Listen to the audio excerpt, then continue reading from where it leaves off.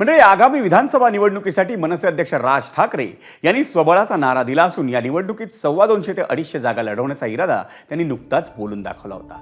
आणि त्यानंतर मनसेने विधानसभा निवडणुकीसाठी कंबर कसली असून राज्यातल्या 2 मतदारसंघांमधील उमेदवार पक्षाकडून आज घोषितही करण्यात आले। त्यात मुंबईतल्या शिवडी मतदारसंघामधून माजी आमदार बाळा नांदगावकर यांचं नाव घोषित करण्यात आलंय।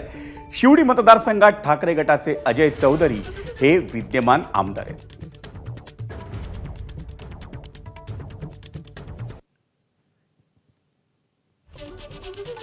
आपण पाहतोय कोण आहेत बाळा नांदगावकर किंबहुना बाळा नांदगावकर यांची ओळख जाणून घेते। बाळा नांदगावकर हे राज्याच्या राजकारणातलं एक परिचयाचं नाव आहे।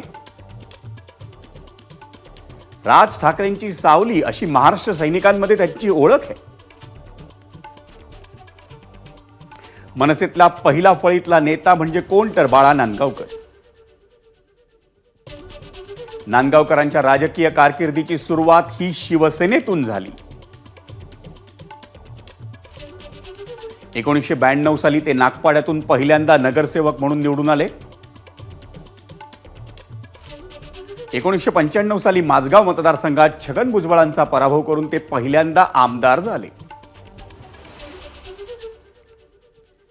माझगाव मतदारसंघामधून सलग 3 वेळा आमदार होण्याचा पराक्रम बाळा नांदगावकरांच्या नावावर आहे। शिवसैनिक, नगरसेवक, आमदार, राज्यमंत्री असा चढता आलेख त्यांनी पाहिला।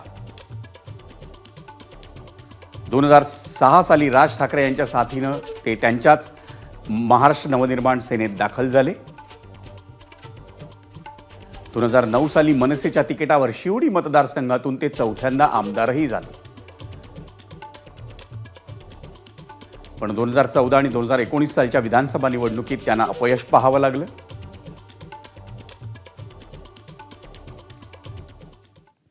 आणि त्याच बाळा नांदगावकरांची उमेदवारी आता शिवडी मतदारसंघासाठी जाहीर केली आहे मनसेनं।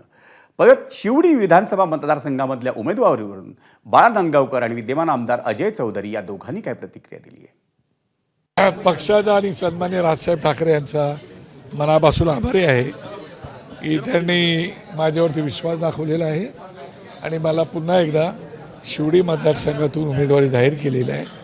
मी खात्रीने सांगतो की शिवडी मतदारसंघातील लोक निश्चितपणे ह्यावेळेला राज ठाकरे साहेबांच्या उमेदवाराचा विचार करतील आणि विधानसभेमध्ये आपल्या हक्काचा माणूस, आपला माणूस म्हणून बाळा नांदगावकरला पाठवतील। कोणतरी पक्ष उमेदवार टाकणार की आम्ही लढत राहणार आणि शिवसेना पूर्ण ताकदीने उतरून आम्ही विजयी होणार।